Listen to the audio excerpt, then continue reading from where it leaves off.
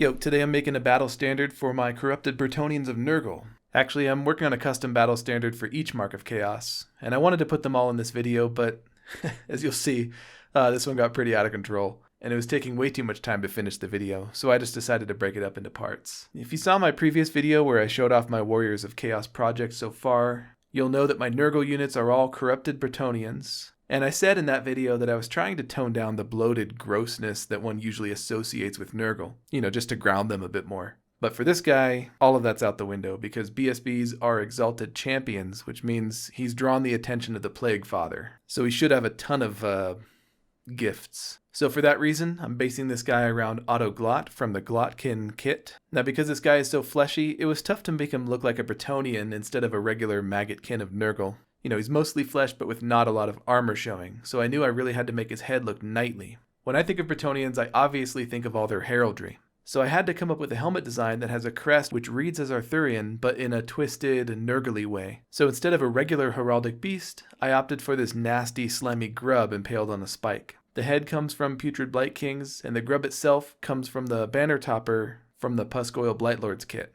The only Nurgle weapon I had in my box was this curved blade, which isn't very Bretonnian, but that's alright. I like the silhouette that it creates. And now for the hard part, the banner. I want all of my battle standards to be over-the-top custom creations. I've also been getting really into the Oldhammer aesthetic lately, and reading old blog posts on how people made custom banners back in the day. There was a time when insanely huge handmade banners were all the rage in the tabletop community, and I think we need to bring them back. Since this is a Bretonnian, I wanted to make one that looks more like a pennant. I also thought it might be cool if it was held up by this skeleton dude. I can't remember where he's from though, so leave a comment if you recognize him. For the cloth banner itself, I've seen a lot of people do some cool things with soda cans, and I wanted to give that a try. I didn't really have the proper tools though, so I used this old dull knife. Actually, I think it's a wood carving tool.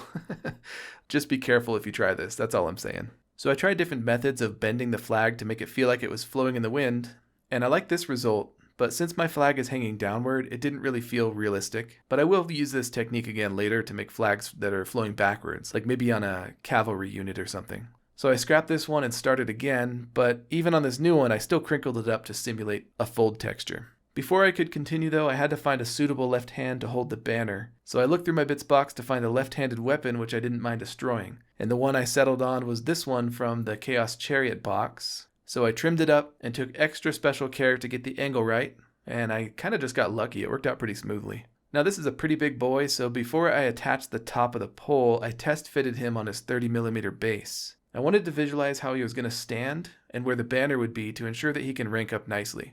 Luckily BSBs are characters, so as I understand it anyway, they stand on the outside front corner of a block of troops rather than having to be in the center of the rank like a regular standard bearer. But old world players, correct me in the comments if I'm wrong about that. But anyway, that made me confident that the flag overhanging the base wouldn't be too much of an issue. Now this is where the project really started to go over the top for me. I noticed that the soda can was a little too flimsy and the edges were too sharp, so I decided to reinforce it with some green stuff, but that was fiddly.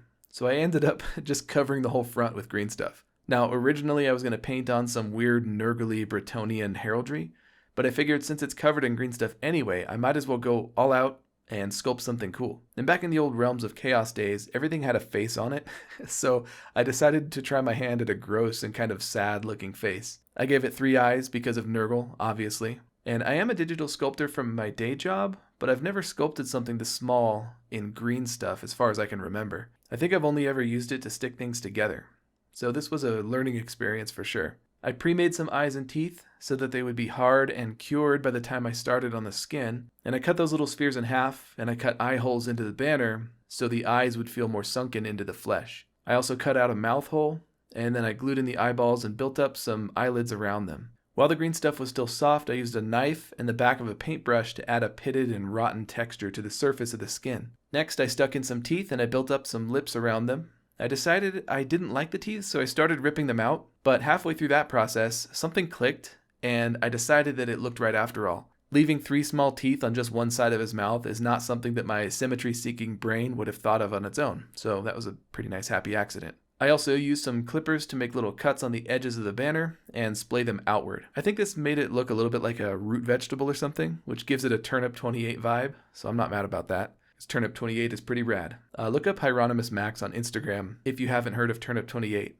And also check out my buddy Ryan the Hammer, who makes some really cool turnip stuff. Link in the description for both of them. Anyway, attaching the banner to this guy was kind of a nightmare, and it happened off camera, but it required 4 hands, 3 clips, and some super glue quick dry spray to get it to stick. I'm pretty sure I lost some skin in the process as well, but knowing a part of me is glued to the model, forever decomposing, just makes it more appropriate for Nurgle.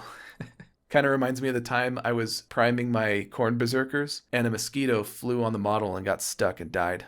Felt like that was a blessing from the blood god. For the bottom of the pole, I drilled a little hole in his hand and glued the pointy end of a toothpick into it. And this part happened off camera as well, but I wrapped some scrap copper wire around it to add some visual interest, but mostly to mask the awkward transition where I glued on the banner. And I also slathered on some Mod Podge with dirt and a little bit of typhus corrosion to blend the edges of everything together and to make it feel more disgusting and grimy. The last step for the modeling phase was to cover these awkward green stuff edges on the back of the banner. I used a mix of green stuff and milliput because green stuff makes it strong, but milliput makes it sandable. And here's a quick tip. If you're using green stuff and you have extra, I like to roll it into little spheres that can be used later on as eyeballs. And sometimes I make these little spikes which can be cut in half and used as teeth. One day I'll sculpt a custom giant spawn or something and I'll have plenty of nasty little greeblies ready to go. So with the modeling done, it was time to paint. So like I said, I pre-textured the model with some dirt and texture paste, and then I primed him in black with the airbrush, and after that, I mixed up an olive drab green. If you watch my last 2 videos, you know I'm trying to get better at skin, so I paint it completely differently on every model I make.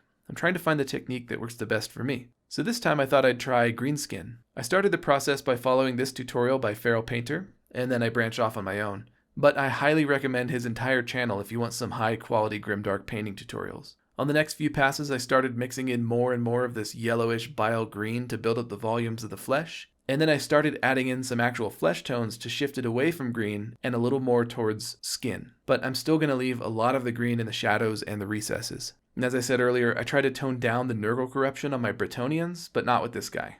He's a champion, so he needs to have the full blessing of Nurgle's rot. For his open sores, I planned to do blood and gore, but I really liked the way that Feral Painter did brown and yellow fat pockets, so I'm going to try that too. I started with whole red, and then I mixed in some of this nasty yellow called dead flesh for the highlights. Feral Painter used a black wash to represent the dead flesh, which looks pretty cool, but I didn't end up going with that route for very long. I decided to switch to purple for mine. And I also heavily washed his hands in black and purple to make him look dead and rotten, as if the circulation to his extremities had been cut off a long time ago. Next, I mixed up a really watered down version of Flesh Tear's red, and I used it to tint the areas around the open wounds to make them look sore and painful.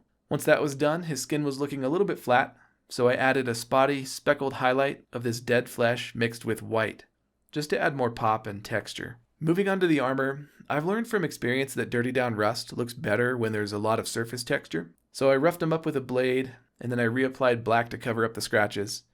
And once that dried, I painted on some of this steel from Vallejo to all of his armor bits. Their metal colors are so good and smooth. If you have trouble with patchy or thin metal paints, I highly recommend these ones. And while the metal was drying, I base coated all of the leather parts in whole red. If you watch my previous videos, you'll already know my standard leather recipe, but I'll still explain it as I go. Basically, I like to start with whole red, and then I wash it with Agrax Earthshade to reveal the volumes and add more shadow. In this case, while I have the Agrax out, I'm going to do a patchy and uneven wash on the metals as well. I don't really want to tint them completely, because I want them to keep that cold steel look, but adding patches will hopefully give the impression of dirt and grime. So normally I do leather highlights at this stage, but it kind of looks like I got distracted here while I waited for the Agrax to dry, so I base coated the little grub on his helmet with a mixture of ice yellow and white. Okay, now for the highlights on the leather. For this I use Flat Earth, which is a rich medium brown. I use it to block out the volumes on all the bone, leather, and wood. Since the bone and the wood are going to end up lighter than my leather, I'm going to almost completely cover those parts with Flat Earth, leaving only the deepest recesses of whole red.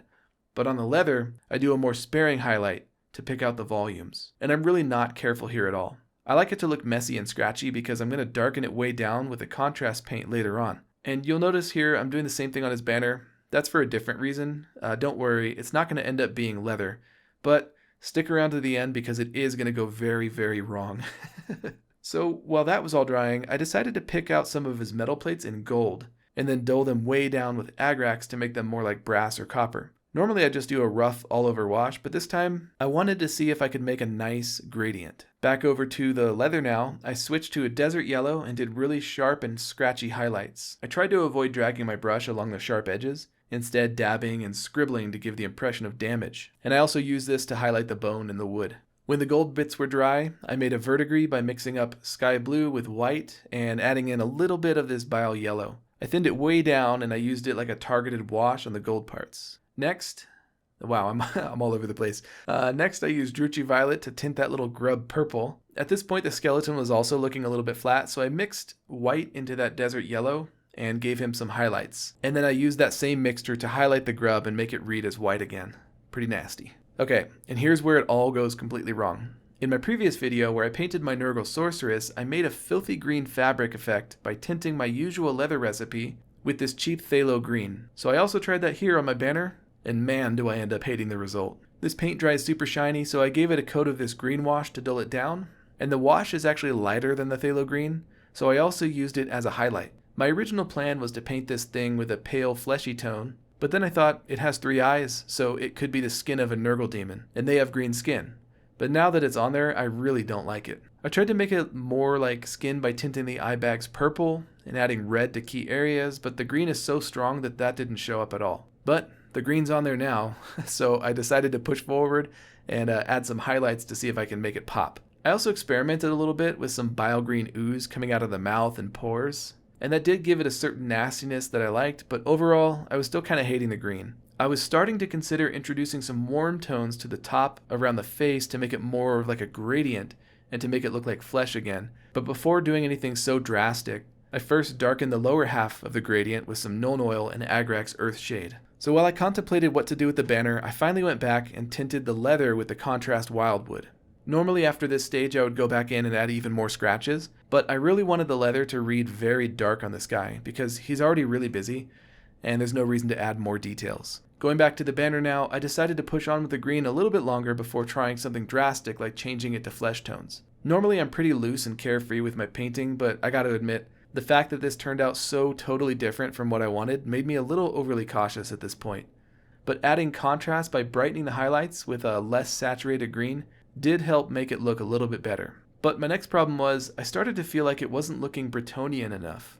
I wanted the banner to look a little bit more heraldic. So I sketched out some faint checkers at the bottom to see how they would look. These are really faint enough that I can easily paint over them again if I don't like them. But I took the inspiration from my Nurgle marked warriors, whose heraldry is a fly on a green field above a black and white checkered field. Next I shifted gears over to something more fun and less stressful.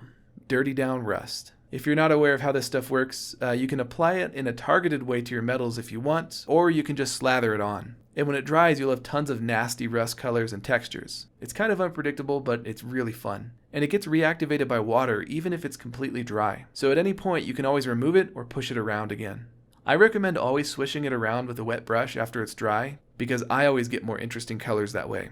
Normally I do a second coat as well, but that's not required. Next I take that original steel color and I add some scratchy highlights and damage all over the armor plates. In fact, in this case, I felt like the rust came out a little bit too heavy, so I removed some of the rust with a wet brush, and I even dry brushed on some more steel onto the upper surfaces of the armor. While that was all drying, I applied some gloss varnish to his guts and his wounds, as well as to the grub on his helmet, and to the eyeballs on the banner. I'm still not happy with how the banner turned out, but I think I'm going to leave it for now. I'll come back to it later. Probably off camera. I try not to present my videos as tutorials, but I was once a teacher at an art school, so it's hard not to fall back into that instructional mode. But for me, that makes it really hard to get my artistic brain into a flow state, and I think this banner needs my full attention if I'm going to fix it properly. So for now, this is what he looks like. And despite what it sounds like, I'm actually really happy with this guy. His skin especially turned out way better than I expected, which is kind of a big deal for me. Anyway, I'll post an update when I get the banner worked out, and I'm already working on the battle standard bearers for all my other marks of chaos, so stay tuned for those. If you like my work, check out my Instagram and my Blue Sky. You can find the links for those down below. I post a lot of works in progress over there, so if you already follow me, then you probably already know the long saga of this Nurgle banner bearer. Alright, like and subscribe, thanks for watching.